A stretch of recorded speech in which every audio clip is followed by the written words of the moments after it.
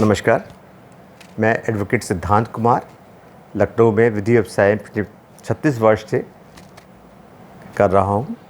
मुझे आज प्लेटफॉर्म जो है दिया गया है help you educational and charitable trust द्वारा दिया गया है। और मेरा विषय जो है वो जो सीनियर वरिष्ठ नागरिक और माता पिता के साथ जो हिंसाएँ हो रही हैं, जो उनका हैरेसमेंट हो रहा है, उस सब्जेक्ट पे बोलने के लिए बताया गया है। मैं 36 वर्षों से मैं देखा है कि परिवार किस तरह से विघटित हो रहे हैं, बार बार विघटित हो रहे हैं। प्रारंभ में मैं जब प्रैक्टिस में आया था तो मैंने विघटन देखा था कि पति पत्नी का विघटन परिवार में, या बच्चे माता पिता के ऊपर भरण पोषण का मुकदमा किया करते थे। लेकिन जैसे जैसे हम लोग मॉडर्न होते गए, मेटलिस्टिक होते गए, जिस तरह होते गए, उसी प्रकार धीरे धीरे मैंने देखा कि रिश्तों में भी दरार आना स्टार्ट हो गई और परिवार भी विघटित होते रहे।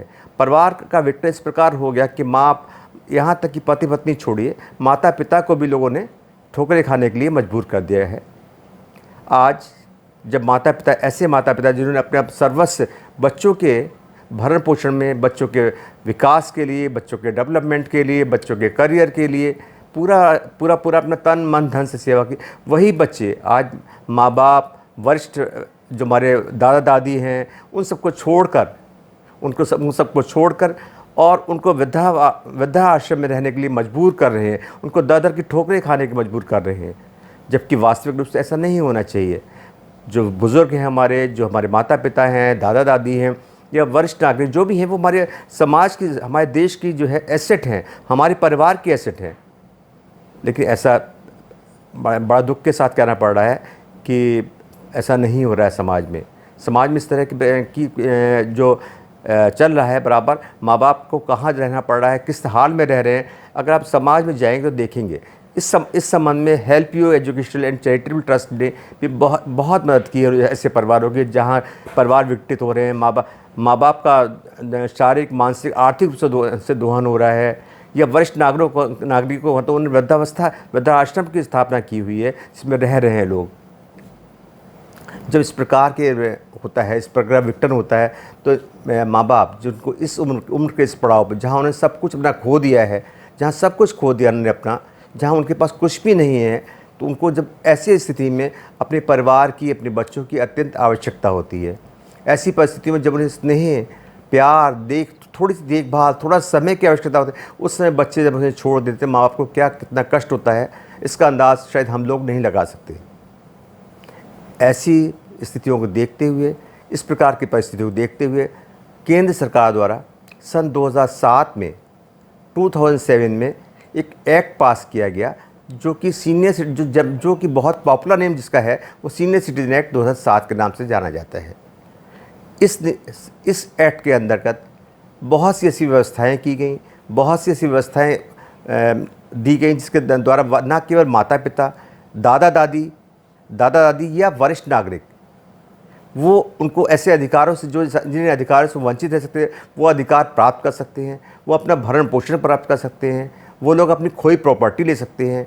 जो बहुत से आपने केस में सुना होगा, कभी देखा होगा कि लोग करते हैं कि प्रलोभन की डरा के, धमका के अपने माता पिता की, अपने दादा दादी की या अपने रिश्तेदारी में किसी की प्रॉपर्टी ले लेते हैं और अपने नाम ट्रांसफ़र करा के उस व्यक्ति को ऐसे परिस्थिति में छोड़ देते हैं कि जहाँ वहाँ भीख मांग कर, अथवा वो बंदा दर ठोकरें खाकर, अथवा या वृद्धाश्रम में रहने के लिए मजबूर हो जाता है।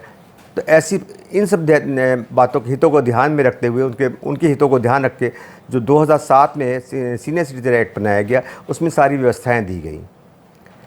इस व्यवस्था के अंतर्गत यदि कोई व्यक्ति या कोई माता पिता या कोई दादा दादी ऐसी संपत्ति इस कंडीशन के साथ अपने बच्चों को, अपने ग्रैंडसन को स्थानांतरित करते हैं कि वो उनके सभी अधिकार हैं, उनको ध्यान रखेगा, उनकी सारी व्यवस्था करे, मौलिक सुविधाएं देगा। लेकिन ऐसा करने के पश्चात यदि वो बच्चे ऐसा नहीं करते हैं और उसमें लिखित कंडीशन का उल्लंघन करते हैं, तो उनको ये अधिकार है कि सीनियर सिटीजन के एक्ट के अंतर्गत जाके वो इस बात के लिए मुकदमा लगाएं, मुकदमा करके वो अपनी खोई संपत्ति को प्राप्त कर सकते हैं। बच्चे जो माता पिता हैं, रिश्ता सबसे अच्छी एक्ट का प्रोविज़न जो इसमें दिया गया है, इसमें माता पिता जो हैं वो 60 साल की सीमा निर्धारित नहीं की गई। वो जैसे सीनियर सिटीज़न एक्ट कहलाता है ये, लेकिन सीनियर सिटीज़न एक्ट में माता पिता को 60 साल, माता पिता के लिए 60 साल की सीमा निर्धारित नहीं की गई है। वो 60 साल से कम के भी हो सकते हैं। 60 साल की सीमा दादा दादी या अन्य रिश्तेदारों के लिए की गई है। 60 साल की सीमा वो उनको वरिष्ठ नागरिक माना जाएगा, लेकिन माता पिता के लिए वरिष्ठ नागरिक नहीं माना गया। उनको 60 के अंदर, 60 से पहले भी मुकदमा यदि कोई बच्चे उनको परेशान करते हैं, उनकी प्रॉपर्टी के साथ करते हैं, उनका भरण पोषण नहीं देते हैं, तो 60 साल से पहले उम्र से पहले से भी वो मुकदमा कर सकते हैं इस बात के लिए। इसी एक्ट के अंतर्गत उनके लिए राज्य सरकार द्वारा एक्ट के अंदर राज्य सरकार को लिए व्यवस्था आदेशित किया गया है कि प्रत्येक ज़िले में वो निर्धन व्यक्ति वृद्धों के लिए एक वृद्धाश्रम की व्यवस्था कराए। सरकार प्रत्येक ज़िले में जो हॉस्पिटल्स हैं, हॉस्पिटल्स में भी इस बात की व्यवस्था करे कि उनका इलाज हो सके। क्रिटिकल इलनेस जो है, क्रिटिकल बीमारियां जो हैं, जहाँ जो फैटल बीमारियां, उनका इलाज भी उनका अस्पतालों में मिले। उनके लिए अलग से क्यू लगे। उनकी जो सीनियर सिटीज़न हैं, जो वृद्ध हैं, उनके लिए अलग से क्यू मिले। उनके लिए अलग क्यू हो, उनके लिए उनको भटकना ना पड़े बार बार। इस तरह की व्यवस्था करने के लिए पूरे एक्ट में व्यवस्था की गई है कि विकटित पर संबंधों कैसे एकत्रित किया जाए, किस प्रकार पुनः संबंध जो डेड हो गए हैं, जो कहीं से भी निर्जीव हो गए हैं, उनको पुनः एक साथ रखा जाए, उनको निर्जीव को उनको सजीव किया जाए। और माँ बाप के रिश्ते, जो वरिष्ठ नागरिक रिश्ते, उनको जो कि एसेट है हमारी, उनको सहेज के रखा है, सजो के रखा है।